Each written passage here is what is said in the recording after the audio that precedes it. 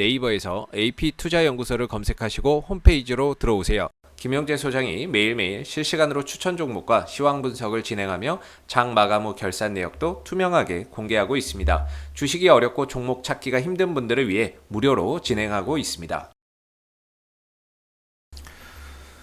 안녕하십니까. 오늘 크라운제가를 함께 살펴볼 AP투자연구소의 이세훈 전략팀장입니다.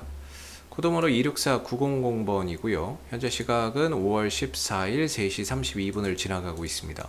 오늘 크라운제가 1.4%의 상승 마감이 되었고요. 이 종목은 이제 제과업체죠. 식품 제조 판매 산업을 영위하고 있는 제과업체가 되겠습니다. 내수 산업을 영위를 하고 있고, 최근에 이제 원재료 가격, 밀가루나 이런 이제 가격이나 이런 부분들이 상승하게 되면서 대두나 뭐 옥수수나 이런 이제 부분들이 상승하게 되면서 결국엔 좀 제품 가격, 이 회사가 만들어내는 식품이나 과자나 이런 부분의 제품 가격 인상이 불가피해지고 있는 그런 상황인데, 그런 제품 가격 인상에 따른 좀 수혜가 예상된다라는 부분들이 이 종목의 하나의 호재가 될 수 있겠고요. 또 하나는 이제 약간 좀 정치적인 테마의 색깔을 띠고 있습니다.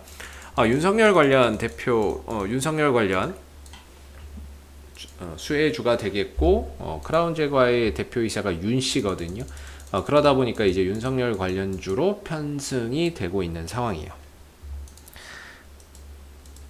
중요한 거는 그 부분들을 바탕으로 이 종목의 거래량이나 이런 부분들이 강하게 들어왔다는 거고, 들어오는 적은 있는데 나가는 적은 없습니다. 실질적으로 지금 이 종목이 뭔가 실적을 기반으로 해서 가는 것이 아니라 어떠한 이제 수급이 들어왔고, 그 수급이 들어온 명분이 바로 정치 테마라는 거죠. 그렇기 때문에 이 정치 테마의 기대감이 여전히 남아있고, 수급의 이탈이 없다면 결국에 주가나 이런 부분들은 지금은 좀 쉬어가고 있지만 또다시 한 번 더 어떠한 상황이나 이슈가 발생됐을 때 강한 액션을 보여줄 가능성이 상당히 높다라고 봅니다. 크라운제가는 오랜 기간 좀 하락을 했다가 지난 이제 코로나 사태 이후에 저점을 찍고 나서 역배열을 좀 정배열로 돌려놨죠. 그리고 나서 거래량이 터지면서 점진적으로 방향성 자체는 상방을 지향하고 있습니다. 상승을 이렇게 좀 지향하고 있는 상황이죠. 당연히 급등이 나왔으니까 거기에 따른 가격 조정과 기간 조정이 수반되는 건 어찌 보면 당연한 이야기일 수 있습니다. 중요한 건 이 가격 조정과 기간 조정 흐름 속에서 과연 이 종목의 재료가 소멸됐느냐, 이 부분들을 체크를 해봐야 되는 부분인 것 같고, 그리고 이 과정에서 수급, 거래량이나 이런 부분들의 이탈의 흔적이 있느냐, 이 두 가지 여부를 체크를 해서 봐야 될 겁니다. 시가총액이 1700, 1800억 정도밖에 하지 않는 종목이다 보니까 다들 아시다시피 이런 종목에게는 외인들과 기관들의 수급이 꾸준히 들어오기가 어렵습니다. 왜? 시총이 너무 작아서. 그래서 투신들이 들어오는 수급들도 거의 보면 미미하죠. 들어온다고 쳐도 단타 그 이상의 의미가 없기 때문에 실질적으로 투신에서 오늘 같은 경우에도 의미를 부여할 만한 매수세는 없었다라고 보시면 되겠고요. 외국인도 마찬가지라고 봅니다. 그래서 최근 한 달 동안 외국인들 뭐 10만 주 사고, 그 다음에 뭐 투신들 뭐 산 거 없고, 3개월 봐도 뭐 변화가 없잖아요. 외국인들, 투신들, 얘네들이 많이 사서 이렇게 급등이 나온 게 아닌 거죠. 결과적으로 지금 최근에 3개월 동안 제일 많이 산 건 개인이거든요. 그렇다는 건 지금 이 종목의 주포는 외국인도 투신도 아니라는 겁니다. 그렇다면 이 종목을 움직이는 주체는 외국인, 기관이 아닌 다른 어떤 누군가고, 그 어떤 누군가에 의해서 움직이는 종목에 외국인과 투신들, 개인들이 함께 모여서 단타를 영위하고 단타를 치고 있다, 이렇게 보시면 좋을 것 같아요. 이런 종목들은 아무래도 뭐 시장의 흐름을 타고 가는 종목은 아닙니다. 시장의 흐름들을 타지는 않고요. 결국에 오히려 좀 시장이 안 가고 못 가고 좀 정체되어 있을 때 상대적으로 이런 종목들이 좀 부각되는 경우가 많습니다. 그래서 지금이 어찌 보면은 이런 종목들, 개별 종목들이나 테마주들이 좀 더 움직이기 좋은 장이 아닌가 싶은데, 왜 그러냐면 우리나라가 공매도 재개 이후에 대규모로 지금 외국인들 쪽에서 공매도나 매도세가 그냥 미친 듯이 터져 나오고 있습니다. 그러다 보니까 지수 자체도 힘이 없고, 그러다 보니까 대형주가 뻗어나가지를 못하는 상황에서 수급이나 이런 부분들이 약간 좀 중소형주 쪽으로 이동하거나 테마나 이런 쪽으로 이동하는 그런 이제 모습이 보이는 상황이거든요. 그러다 보니까 초과 수익, 시장 대비 초과 수익을 내기 위해서 전반적인 시장의 자금이 대형주에서 좀 중소형주 쪽으로 좀 옮겨가고 있는 그런 이제 분위기라면, 결국에 그런 흐름 속에서 크라운제과도 다시 한 번 더 좀 움직일 수 있는 그런 이제 분위기나 상황이 만들어지고 있는 게 아닌가 싶고, 아까도 말씀드렸지만은 주가는 얼마든지 급등이 나왔으니까 거기에 따른 조정은 나올 수 있다라고 저는 봅니다. 중요한 건 조정이 나오더라도 재료가 소멸됐느냐 여부 체크해야 된다라고 말씀드렸고, 수급적인 부분들을 체크해 봐야 되는데 재료는 소멸되지 않았다라고 봅니다.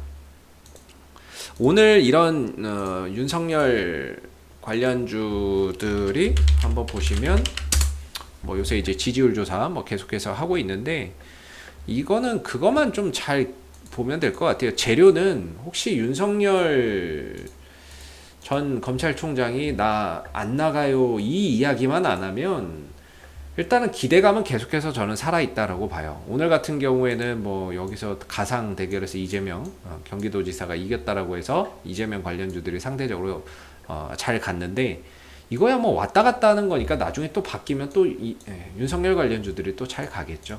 그래서 결과적으로 윤석열 전 검찰총장이 나 대선 안 나갑니다라는 이야기를 하지 않는 이상은 실질적으로 재료는 살아있다라고 보고요. 그다음에 이제 수급적인 거래량적인 측면에서 보면 이 거래량을 한번 보시면 빠져나가는 적이 안 보여요.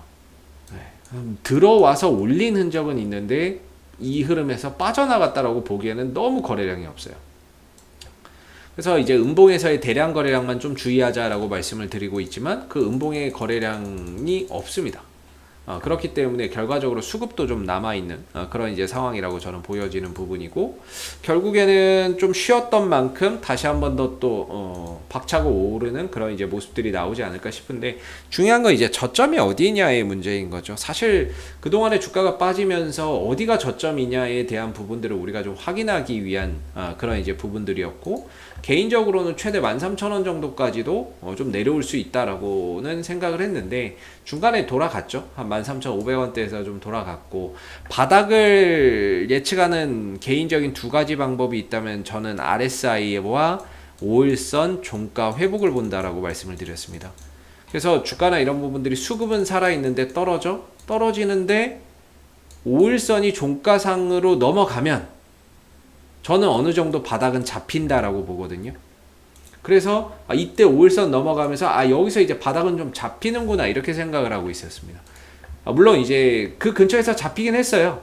바닥은 잡히기는 했는데 워낙에 요새 3일 동안 또 시장이 안 좋다 보니까 출렁임이 커서 약간 뭐 어떻게 보면은 좀 뭐 살짝 이탈한 것 같으면서도 비슷한 것 같으면서도 뭐 그렇게 좀 아슬아슬해서 그렇지, 전반적으로 5일선이 종가상으로 회복했던 이 구간을 기점으로 해서 전반적으로 바닥은 좀 다져진 것 같습니다.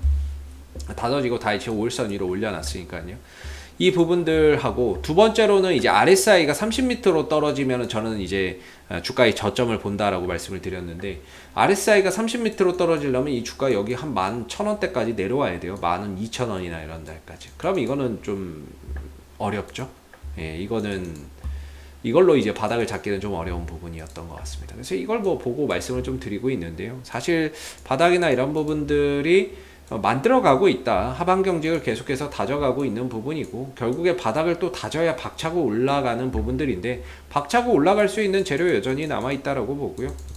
윤석열 관련 이슈도 있고, 최근에 곡물 가격 상승에 따른 제품 가격 인상 기대감, 이런 부분들도 남아있고요. 하나 더 더해진 것 같고, 수급적인 부분에 있어서도 결코 뭐 이 하락 흐름에서 전혀 거래량이 나오는 게 없고, 이 흐름에서도 뭐 빠져나갔다라고 보기는 어렵기 때문에 조정 이후에 재차 또 반등이나 이런 부분들이 출현될 가능성이 상당히 높다라고 봐요.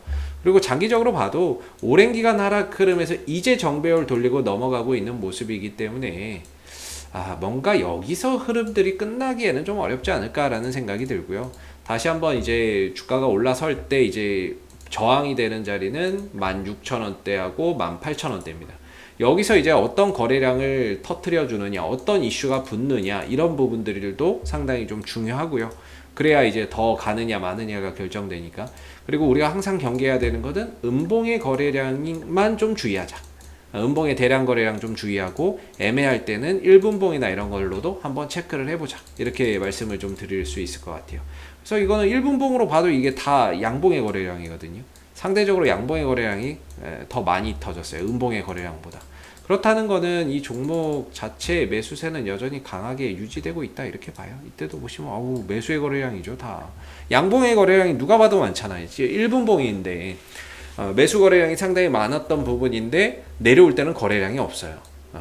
이 부분에 대해서 산 사람은 많은데 판 사람은 별로 없는 거죠. 그래서 아직은 다시 또 조정 이후에 한번 슈팅을 줄 만큼의 가능성은 있지 않겠는가라고 좀 생각이 드는 부분이고요. 현재는 거래 없이 조용하게 바닥을 잘 다지면서 차곡차곡 저점을 좀 다지고 있는 것 같습니다.